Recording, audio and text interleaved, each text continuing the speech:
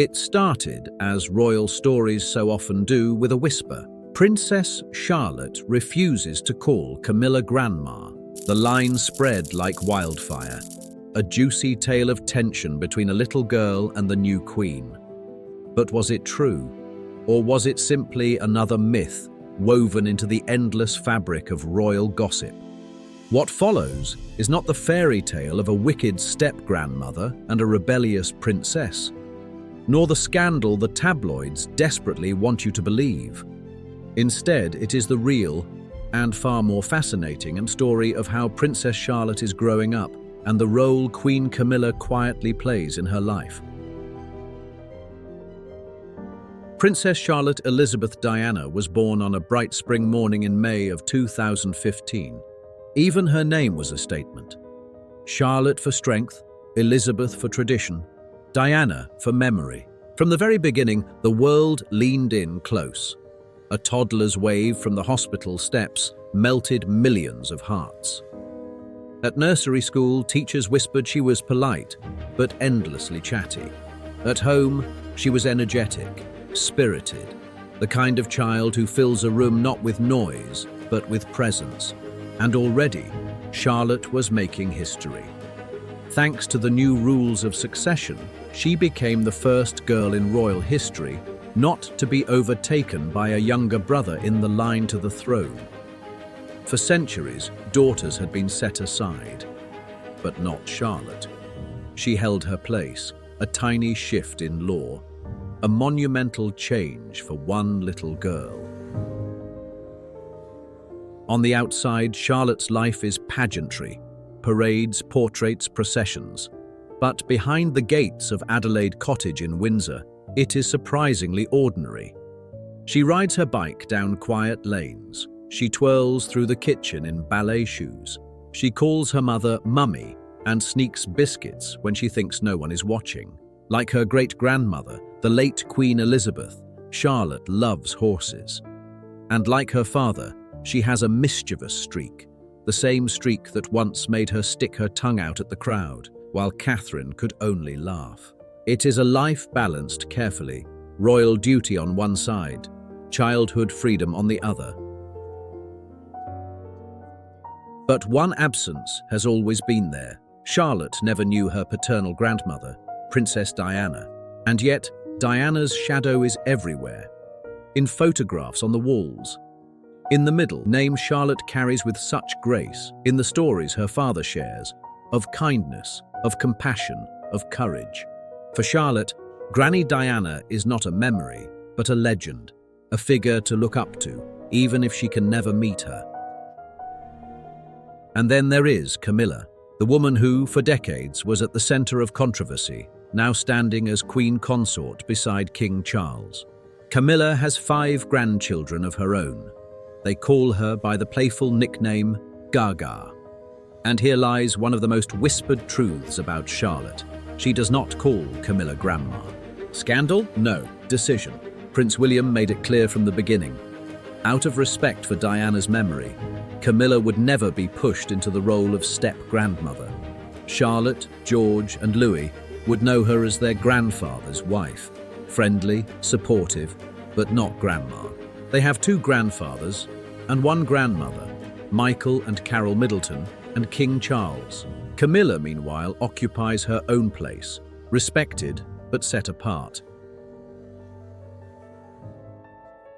And yet, the tabloids never rest. They whisper of tension. They invent confrontations. They take small moments and inflate them into storms. At Queen Elizabeth's funeral, Charlotte cried as the coffin passed. Cameras caught Camilla leaning toward Catherine and saying something. Lip readers guessed, take her. Was it anger? A scolding? No, it was practicality, spoken softly in the middle of overwhelming grief. Yet headlines turned it into proof of a feud. At the coronation, some claimed Charlotte refused to curtsy to Camilla, but the truth is simpler. The protocol did not require it. Charlotte was 8 years old, and she performed her role perfectly, processing, bowing her head, smiling at the crowd. There was no defiance, just a child doing her duty with elegance beyond her years. Rumors twist shadows into monsters. Reality is calmer, quieter, more human. So what of the truth? When Charlotte and Camilla are seen together, the atmosphere is warm. Camilla does not hover, does not intrude, but she smiles, she listens. She laughs at the antics of George and Louis, with Charlotte often right at the center. They share small things, horses for one. Charlotte, fearless in the saddle. Camilla, seasoned from a lifetime of riding. Jewelry has even linked them. Charlotte wore a tiny horseshoe brooch to her great-grandmother's funeral. Months later, Camilla appeared at Ascot with a grand diamond horseshoe pinned to her coat. Coincidence? Perhaps, but also a subtle sign that their worlds, their passions, quietly align. Camilla is careful. She knows these children are Diana's legacy. She knows Carol Middleton is their everyday grandma. And so she stands slightly to the side. Not absent, not cold, but respectful. The result? A relationship built not on forced titles, but on mutual ease. This, then, is the truth of Charlotte's upbringing. She grows in a home where Catherine protects her fiercely, William grounds her lovingly, and her siblings challenge her daily. She grows with one grandmother who bakes and gardens, and another, Gaga, who wears a crown and reads bedtime stories when the family gathers. It is not a picture of rivalry. It is a picture of balance, a modern royal family, stitching together the threads of tradition and change. So does Princess Charlotte refuse to acknowledge Camilla as her grandmother? No, she acknowledges her exactly as she is.